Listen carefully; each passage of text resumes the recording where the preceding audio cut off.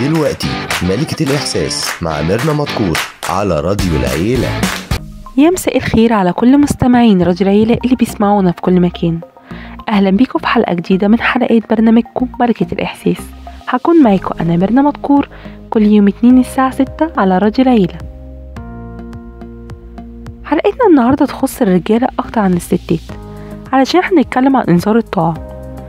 في كتير ميعرفوش مفهوم إنذار الطاعة، وهو إجراء قانوني بيدي للزوجة الحق في إجبار زوجته علشان ترجع إلى بيت الزوجية، ولو امتنعت بتعتبر ناشز. بمعنى ناشز إنها بتفقد حقوقها من مؤخر ونفقة، وبيذهب بعض القضاة إلى أبعد من ذلك كحرمانها من الزواج مرة تانية باعتبارها ناشز. ولو عملت إنذار طاعة وزوجتك اعترضت عليه وقضت المحكمة بعدم الاعتداد بالاعتراض، الخطوة المفروض تعملها هي أن الزوج له أن يقيم دعوة النشوز لإسقاط نفقتها دون نفقة الصغار. طب نفقتها هتسقط إمتى؟ بتسقط نفقتها من تاريخ امتناعها عن التسليم نفسها لزوجها وخروجها عن طاعته من تاريخ إنذار الطاعة.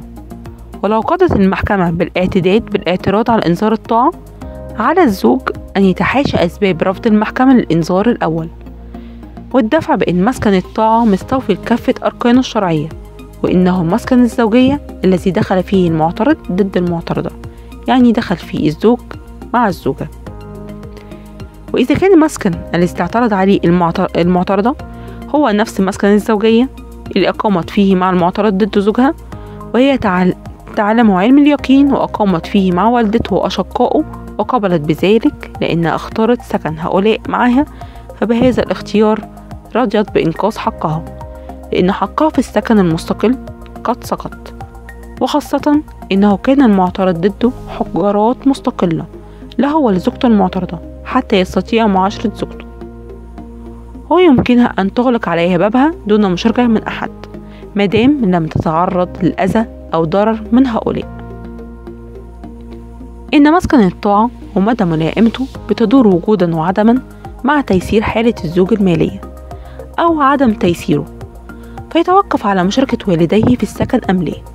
فإذا كان حال الزوج ماليا يسمح لأمثاله أن ينفرد ويستقل بسكن لوحده، فإنه ملزم شرعا وقانونا أن يوفر السكن لزوجته. أما إذا كان حال الزوج معسرا، فإن الزوجة ملزمة بطاعته في نطاق وحدود ظروفه المالية بدون أن يتعسف في استخدام الحق. أما لو ادعت الزوجة بأن المعترض ضد زوجها غير أمين عليها أو لأنه لا ينفق عليها، فإنه مردود عليه بأن لا يمنع من الطاعة كون الزوج مدين لزوجته بالنفقة، وخاصة لم تقدم المعترضة ما يفيد وجود حكم حبس أو امتناع زوجها المعترض ضده عن الإنفاق عليها. أما لو ادعت الزوجة المعترضة بأن زوجها بدد المنقولات الزوجية، فهذا لابد من تقديم حكم نهائي بيفيد إدانته في الدعوة وتوقف استحقاق الزوجة للنفقة للنشوز. لا تستحق الزوجة النفقة في حالة ثبوت نشوزها بحكم نهائي، وبيكون النشوز بدعوة قضائية وهي دعوة نشوز، وبتقام الدعوة في حالة فوات مواعيد الاعتراض على إنذار الطاعة وهو 30 يوم، أو قضى بعدم الاعتداد بالاعتراض على إنذار الطاعة.